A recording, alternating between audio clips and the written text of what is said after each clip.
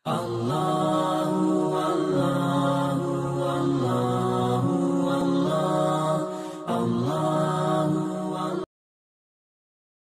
sekalian berbahagia, insyaallah pada kesempatan ini kita akan membahas kitab yang baru setelah kita telah membahas kitab 3 landasan pokok yang telah kita selesaikan pada pekan yang lalu.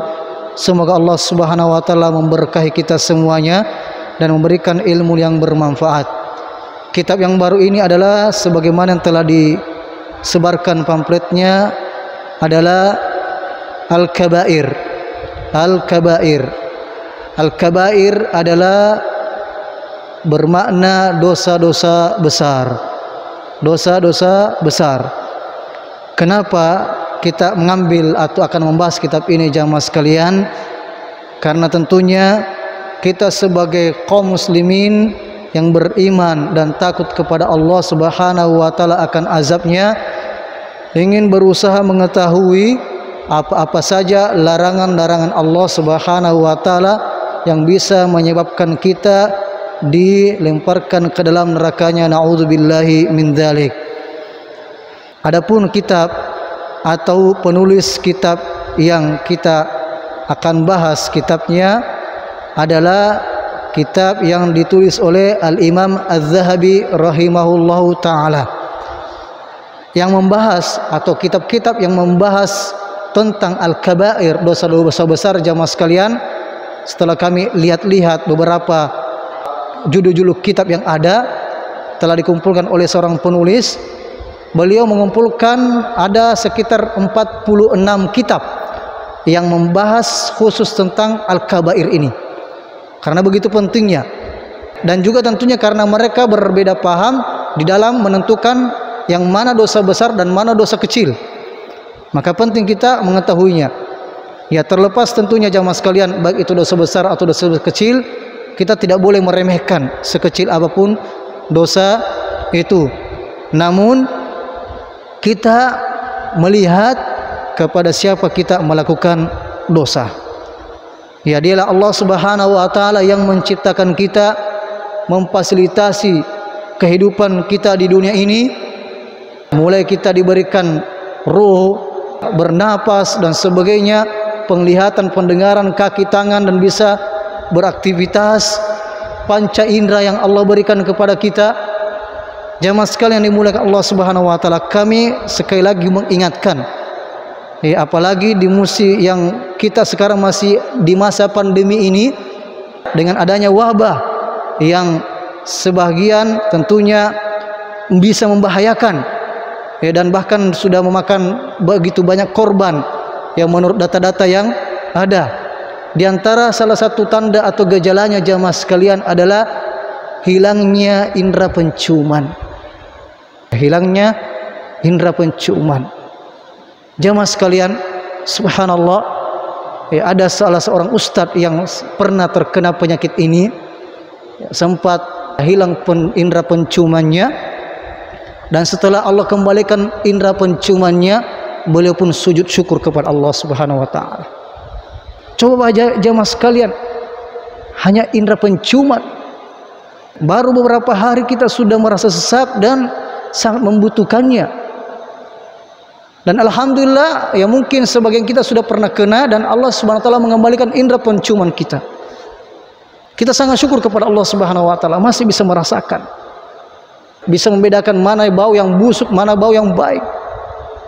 Coba jamaah sekalian, kita pikirkan seandainya Allah Subhanahu wa taala mencabut indera penglihatan kita, pendengaran kita. Makanya dalam ayat disebutkan, qul ara'aitum, ya bagaimana menurutmu jika Allah Subhanahu wa taala mencabut pendengaran kalian, penglihatan kalian, dan menutup hati kalian?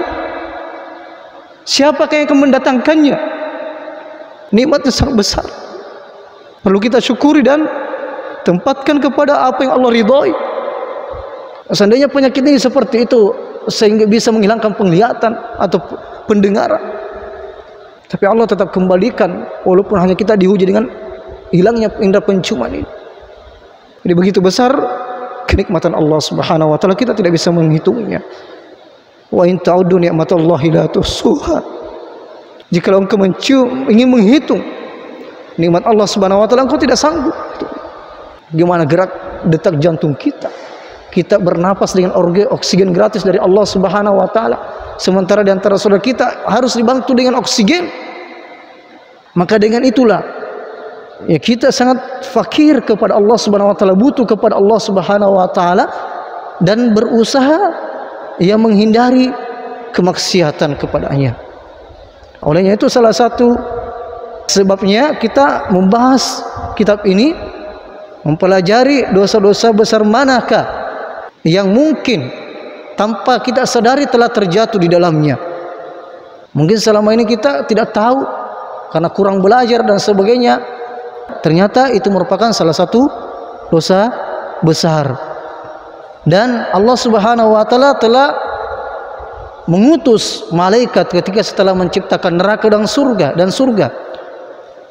Ketika malaikat melihat bagaimana isinya surga, maka malaikat kembali mengatakan, "Ya Allah, saya yakin setiap orang yang melihat atau mendengarkan tentang surga ini pasti ingin masuk surga."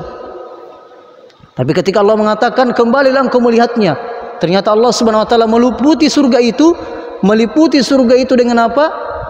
Segala sesuatu yang dibenci oleh syahwat. Maka malaikat mengatakan kembali, "Ya Allah, sungguh aku takut tidak ada yang bisa masuk ke surgamu." Ketika disuruh untuk melihat neraka, mengatakan, "Ya Allah, tidak ada yang melihat neraka atau mendengarkan tentang neraka kecuali pasti tidak mau masuk neraka." Tapi tatkala Allah Subhanahu wa taala meliputkan neraka itu dengan berbagai macam yang disukai oleh syahwat, maka malaikat mengatakan, "Ya Allah, aku khawatir tidak ada yang bisa selamat dari azab neraka ini." Makanya ini sangat penting kita berusaha mempelajarinya, karena aradna lisyarr la aradna syarra la lisyarr. Kita mempelajari keburukan itu, mengetahui keburukan bukan untuk mengerjakannya, tapi agar kita terhindar dari keburukan tersebut. Sebagaimana dalam riwayat Hudzaifah bin Yaman radhiyallahu anhu, ya dahulu manusia sahabat-sahabat Nabi sallallahu alaihi wasallam bertanya tentang kebaikan. Ya, apa yang bisa menyelamatkan dan memasukkan ke dalam surga dan sebagainya. Namun saya fokus kepada apa yang bisa ya mencelakakan. Bertanya tentang keburukan agar bisa terhindar dari keburukan tersebut. Dalam bisnis saja ya kita berupaya mencari ya apa-apa saja yang bisa membuat kita bangkrut atau rugi, agar kita terhindar darinya. Kita mempelajari bisnis dan sebagainya. Ya, lalu kenapa dengan urusan akhirat kita ini yang merupakan tujuan dari penciptaan Allah Subhanahu wa taala, "Wa ma khalaqatul jinna wal insa illa liya'budun."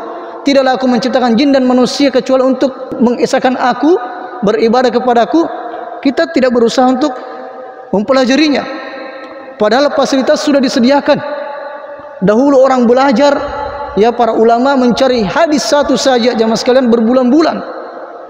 Sekarang subhanallah, semua fasilitas belajar difasilitasi kita. Kalau tidak mampu datang di tempatnya langsung, silakan streaming dan sebagainya. Selama kebaikan yang disampaikan, tidak ada alasan untuk tidak menuntut ilmu.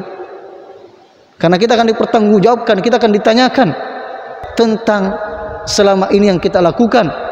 Olehnya itu kita minta kepada Allah Subhanahu wa taala ya jalan yang lurus, bukan jalan orang al-maghdub, yaitu mengetahui kebenaran tapi tidak mengamalkannya, waladhdallin, beramal tanpa dasar, atau bahkan terjatuh pada keburukan tidak menyadari, maka sehingga tersesat.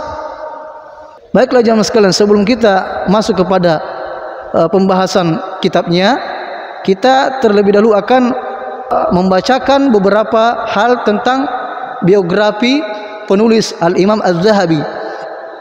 Az-Zahabi rahimahullah jamaah sekalian. Apa itu az-zahab? Zahab dalam bahasa Arab adalah emas. Zahab. Nah, kita akan tahu kenapa beliau dijuluki Az-Zahabi. Ini bukan nama aslinya. Bukan nama aslinya Az-Zahabi, tapi dijuluki dengan Az-Zahabi. Kenapa?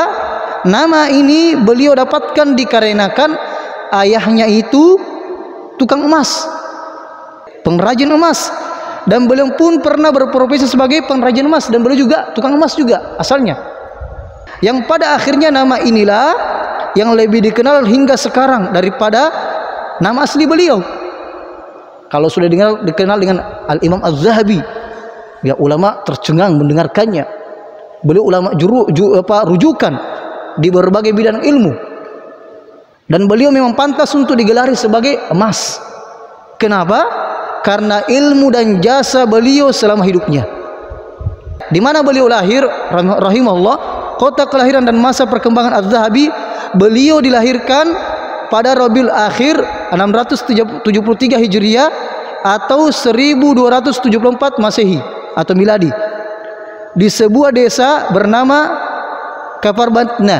Kaparbatna di dataran Padang Hijau Damaskus, Damaskus di daerah Suriah atau Syria atau di daerah Syam, di tengah sebuah keluarga yang berasal dari Turkmenistan.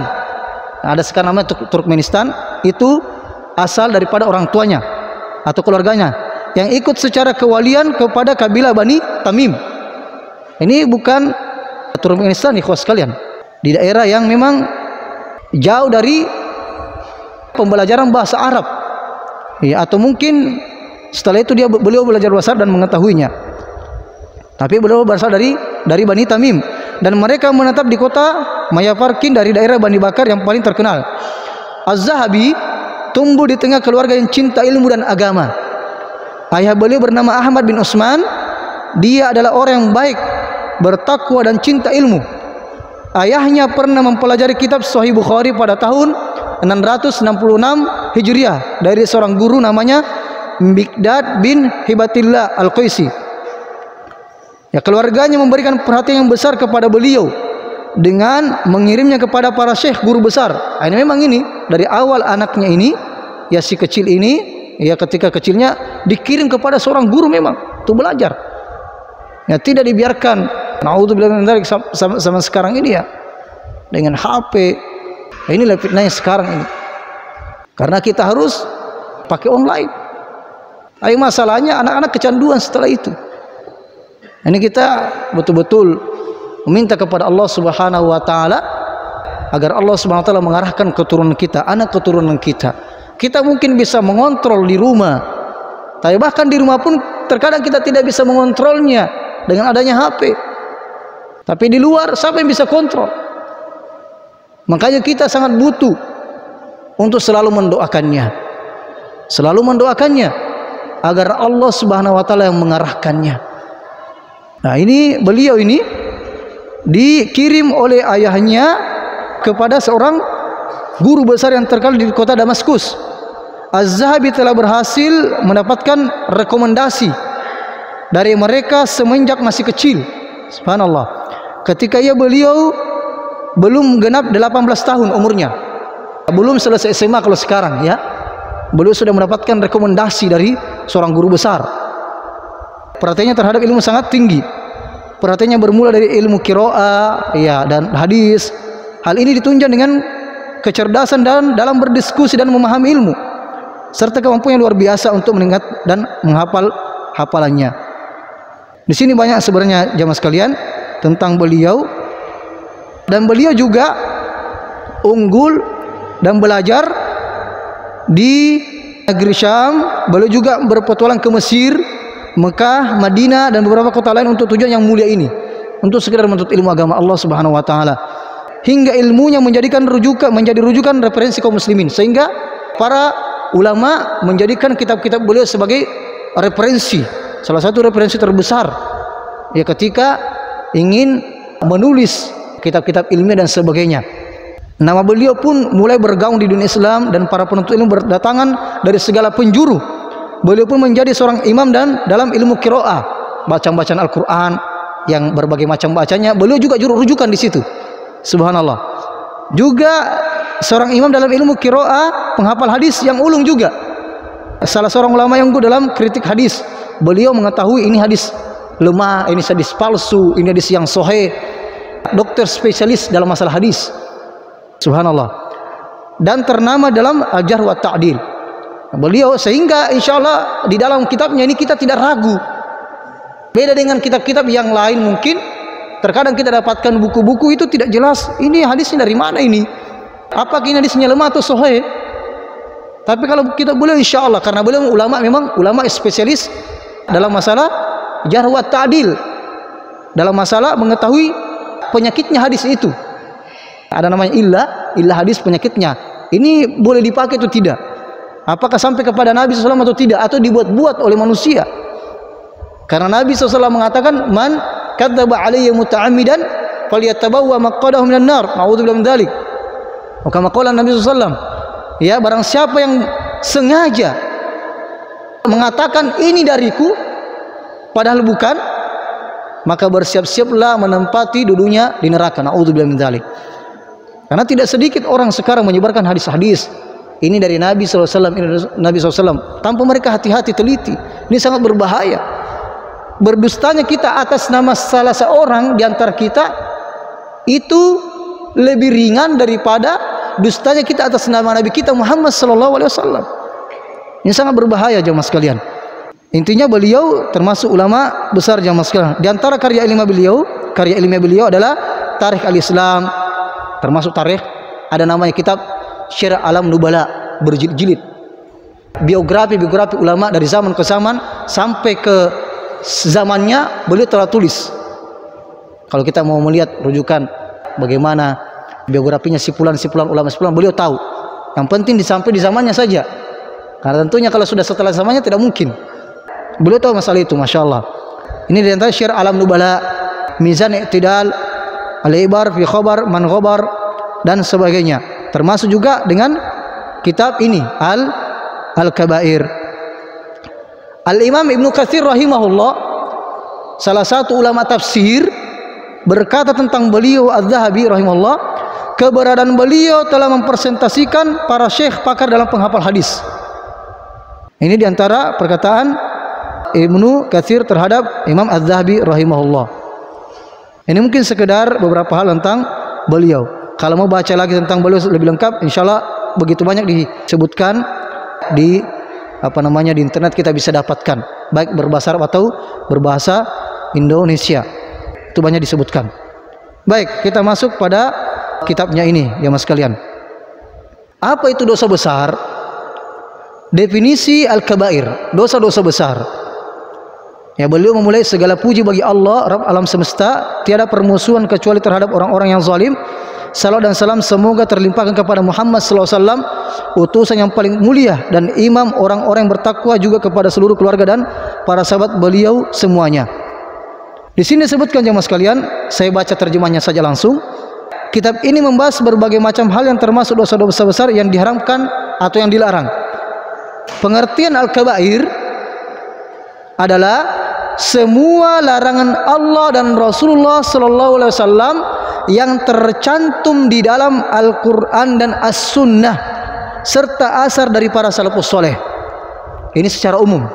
Dosa-dosa besar adalah semua larangan Allah Subhanahu wa taala yang disebutkan dalam Al-Qur'an atau disebutkan oleh Nabi kita Muhammad sallallahu alaihi wasallam secara per poin atau dari asar para salafus soleh. Itu secara umum pengertian dosa-dosa besar. Nanti kita akan sebutkan batas-batasnya, kapan dikatakan dosa besar, kapan dikatakan dosa kecil, sehingga kita bisa membedakan. Allah Subhanahu wa taala menjamin bagi siapa saja yang menjauhi dosa-dosa besar jamaah sekalian, dan perkara-perkara yang diharamkan akan diampuni semua dosa-dosanya.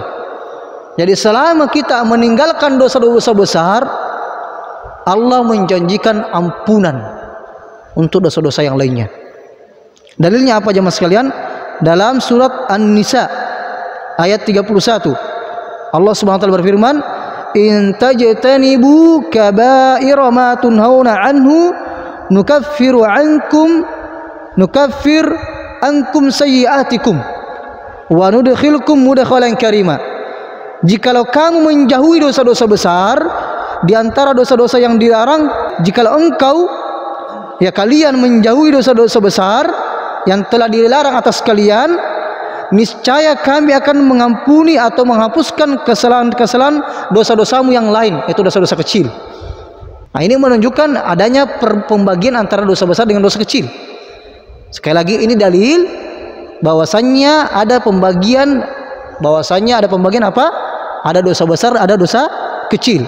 Jadi Allah menyebutkan ya intajtanibu, seandainya kalau kalian meninggalkan dosa-dosa besar, maka dosa-dosa kecil akan diampuni oleh Allah Subhanahu wa taala. Karena terkadang kita terjatuh pada dosa-dosa kecil, kita tidak menyadarinya.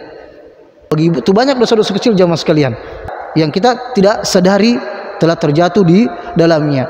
Dan Nabi sallallahu alaihi wasallam sudah menegaskan, kullu bani Adam khata'. Setiap anak cucu Adam itu berdosa, punya kesalahan. Mana dosa mata kita, dosa telinga, ya lisan kita dan sebagainya. Hampir setiap hari kita punya dosa, baik disadari atau tidak kita sadari. Tapi kata Nabi SAW, wa khairu khatta'ina tawwabun, dan sebaik-baik orang yang berdosa bersalah adalah yang senantiasa bertobat kepada Allah Subhanahu wa taala. Olehnya itu kita senantiasa dianjurkan beristighfar kepada Allah Subhanahu wa taala. Berdasarkan ayat di atas, Allah menjamin surga bagi yang menjauhi dosa-dosa besar. Dalam ayat lain juga, dalam surat Asy-Syura ayat 37, walladzina yajtanibuna kaba'iral itsmi wal fawahisha wa idza ma ghadibu hum yaghfirun. Dan bagi orang-orang menjauhi dosa besar dan perbuatan-perbuatan keji, dan apabila mereka marah, mereka akan memberikan maaf. Ini diantara ciri-ciri orang yang dicintai, yang bertakwa kepada Allah Subhanahu wa taala. Mereka adalah orang yang menjauhi dosa-dosa besar, dan apabila mereka marah, apa yang dilakukan? Hum yaghfirun, dia memaafkan. Subhanallah. Memang masuk surga itu tidak mudah, harus ada butuh perjuangan. Memang sebagaimana kita berjuang untuk dunia kita sudah tahu capek orang itu bekerja siang malam, ya, tapi kita bekerja juga, dihujani dan sebagainya, kita bekerja. Kenapa? Ada target yang kita inginkan di situ. Tapi kenapa dalam urusan akhirat kita malas-malas? Padahal begitu banyak amalan-amalan yang tidak membutuhkan tenaga, tidak membutuhkan biaya. Zikir misalnya, kita menunggu pelanggan misalnya, istighfar, zikir, daripada menggibahi orang atau baca-baca sesuatu yang kurang bermanfaat. Ini begitu banyak ibadah-ibadah yang mulia, yang mudah dikerjakan tanpa biaya, tanpa tenaga, dan sangat dicintai oleh Allah Subhanahu wa taala. Kalimatani khafifatani khafifatani alal lisani thaqilatani fil mizani. Ada dua kalimat yang sangat dicintai oleh Allah Subhanahu wa taala, sangat mudah diucapkan oleh lisan, namun sangat berat timbangannya pada hari kiamat. Subhanallah wa bihamdi, subhanallahil azim. Mudah ikhwas sekalian, tapi begitu banyak kita lalai darinya. Olehnya itu, orang yang senantiasa memperbanyak zikirnya kepada Allah Subhanahu wa taala, maka ini menunjukkan kedekatannya kepada Allah Subhanahu wa taala. Kemudian juga jemaah sekalian, dalam surah An-Najm ayat 32, alladzina yajtanibuna kaba'iral itsmi wal fawahisha illa al-lamam inna rabbaka wasi'ul maghfirah. Itu orang-orang menjauhi dosa-dosa besar dan perbuatan keji yang selain dari kesalahan-kesalahan kecil, sesungguhnya Rabb maha luas pengampunannya. Rasulullah SAW bersabda. Jadi ini kita berbicara tentang apa? Keutamaan-keutamaan orang yang menjauhi dosa besar, agar kita ya bisa dan berusaha menjauhinya juga. Adapun hadis Nabi SAW menyebutkan as-salawatul khams wal jum'atu ilal jum'ah, Ramadan ila Ramadan, mukaffiratun lima bainahunna idza ujtunibatil kaba'ir. Salat 5 waktu, salat Jumat dan puasa Ramadan menghapuskan dosa-dosa yang dilakukan di sela-selanya jika dosa-dosa besar telah dijauhi. Dari sini juga jemaah sekalian, dari ayat-ayat yang telah kita sebutkan tadi, disinilah ulama kita menjadikannya dalil sebahagian, karena ulama kita berbeda pendapat tentang hadis-hadis atau keutamaan-keutamaan amalan yang menghapuskan dosa. Misalnya puasa pada hari Arafah, menghapuskan dosa setahun yang lalu dan akan datang. Puasa Asyura 10 Muharram menghapuskan dosa setahun yang lalu. Subhanallah wa bihamdi 100 kali dibaca menghapuskan dosa-dosa. Ya walaupun dosa begitu banyak sebanyak buih di lautan. Nah, ulama kita sebagian mengatakan dosa-dosa yang dimaksud adalah dosa-dosa kecil. Ada juga mengatakan dosa besar juga termasuk. Tapi yang mengatakan yang dimasukkan cuma dosa-dosa kecil karena berdalilkan dengan ayat tadi. Kenapa? Apa yang nanti jamaah sekalian? Atau hadis tadi ya mengatakan Allah Subhanahu wa taala akan mengampuni dosa-dosa kecil kita antara ketika kita mengerjakan sholat 5 waktu, puasa di bulan Ramadan dari Jumat ke Jumat. Kapan itu? Kalau kita meninggalkan dosa besar. Artinya apa jamaah sekalian? Kalau kewajiban saja yang kita kerjakan tidak menghapuskan dosa-dosa besar, apalagi amalan-amalan sunnah. Paham ya bagaimana para ulama kita berpendapat bahwasanya amalan-amalan sunnah yang kita sebutkan tadi itu yang dimasukkan dosa-dosa kecil karena berdasarkan tadi ini.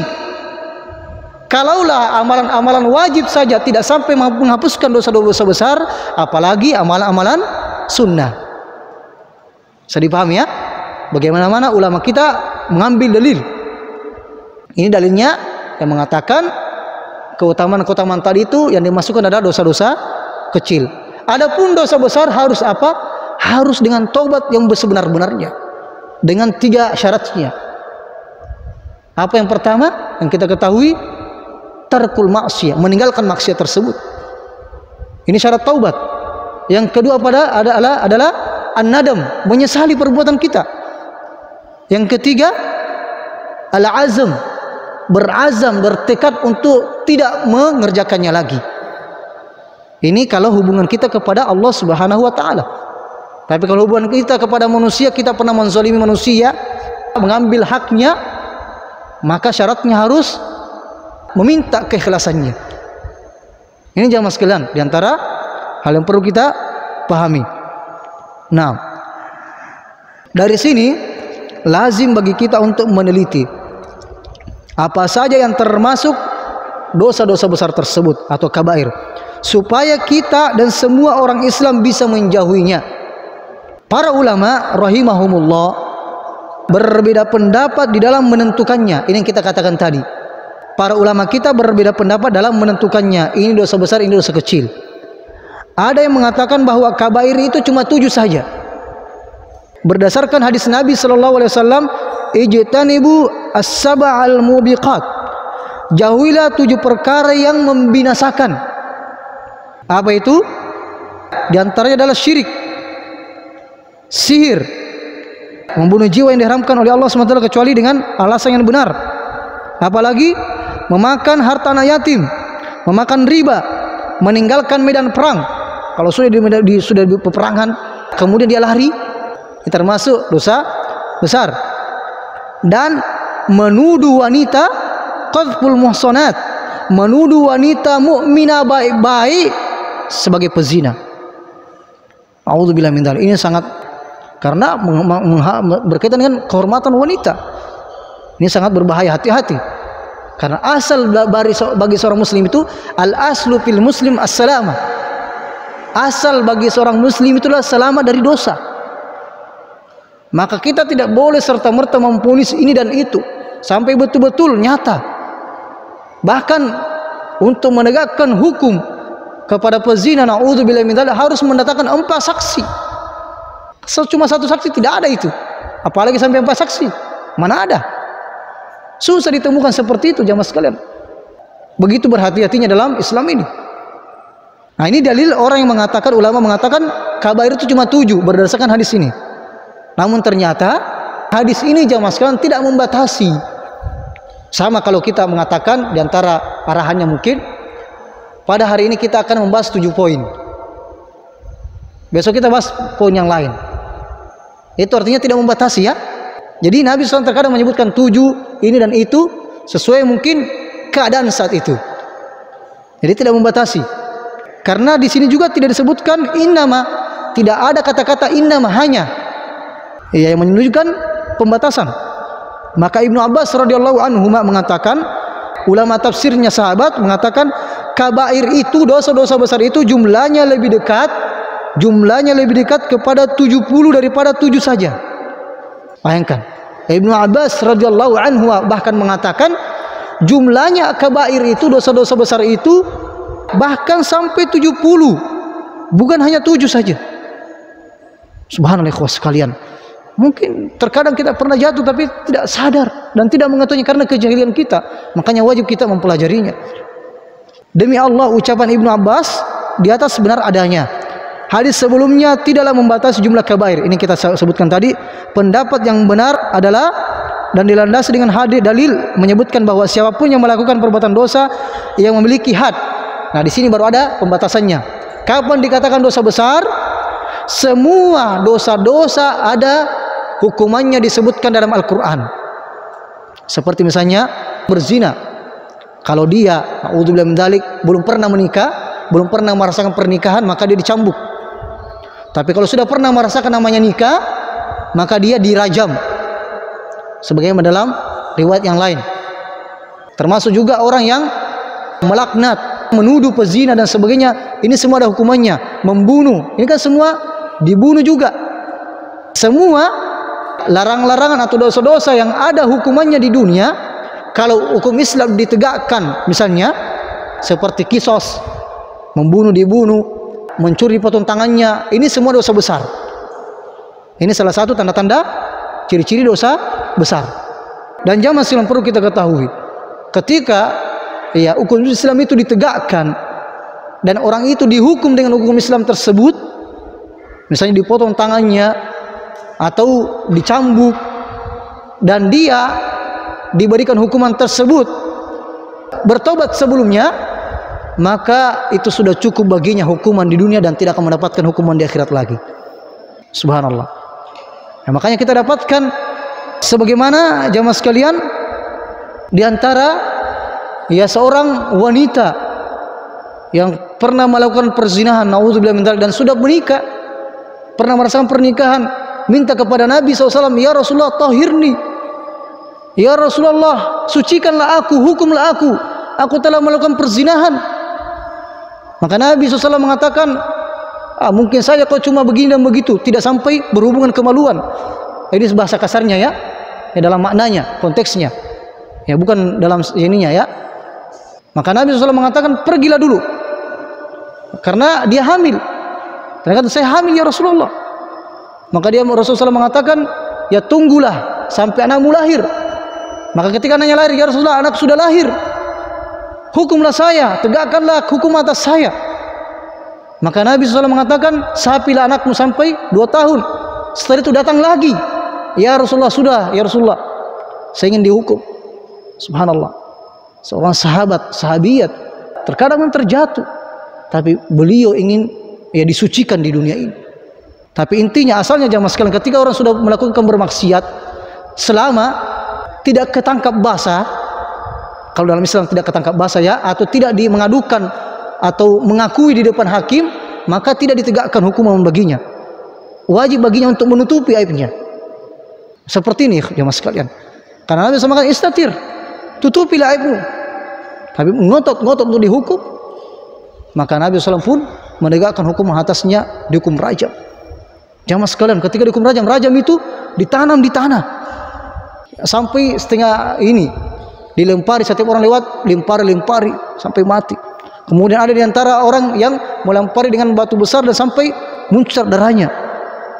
Subhanallah. Maka ada juga yang melaknatnya. Maka Nabi SAW mengatakan, la tal'anhu, janganlah kalian melaknatnya. Sesungguhnya dia, kalau tobatnya itu, dia telah bertobat. Seandainya tobatnya itu dibagi-bagikan kepada 70 orang penduduk Madinah, akan mencukupinya. Subhanallah. Kalau bertobat kepada Allah Subhanahu wa taala. Jangan sama sekali kita benci kemaksiatan, betul kita benci jamaah sekalian. Tapi jangan sampai kebencian kita kepada kemaksiatan tersebut menghina orang tersebut. Kita ajak, doakan terus. Tidak ada yang menjamin dengan keadaan kita. Boleh jadi karena kita ujub dengan ibadah kita, kita binasa dengan bangganya kita dengan ibadah kita. Nauzubillahi min dzalik. Kemudian jamaah sekalian, di sini disebutkan ada hadnya seperti membunuh, berzina, mencuri dan atau pelakunya mendapatkan ancaman. Ada ancaman-ancaman dalam Al-Qur'an atau hadis, maka itu dosa besar. Ini ciri-ciri yang keduanya, ada ancaman dalam hadis atau dalam Al-Qur'an. Ada kemurkaan, ada laknat dari Nabi sallallahu alaihi wasallam. Maka ini termasuk di antara tanda-tanda kabair. Harus diterima pula bahwa kabair yang satu bisa lebih besar daripada kabair yang lain sesuai dengan kondisi dan orangnya dan sebagainya atau tempatnya. Padahal Rasulullah SAW pun juga menjadikan syirik sebagai salah satu kabair. Insya Allah secara terperinci kita akan jelaskan pada pertemuan berikutnya. Yang benar datangnya dari Allah Subhanahu wa taala, yang salah berasal dari pribadi kami sendiri, dan mohon diampunkan kepada Allah Subhanahu wa taala. Semoga Allah Subhanahu wa taala kembali mempertemukan kita dalam ketaatan kepadanya dan mengistiqomahkan kita serta mewafatkan kita dalam berserah diri kepadanya. Tawaffana muslimin wa alhiqna bis solihin. Subhanakallahumma bihamdik asyhadu an la ilaha illa anta astaghfiruka wa atubu ilaik. Wa sallallahu ala nabi Muhammad walhamdulillahi rabbil alamin. Assalamualaikum warahmatullahi wabarakatuh.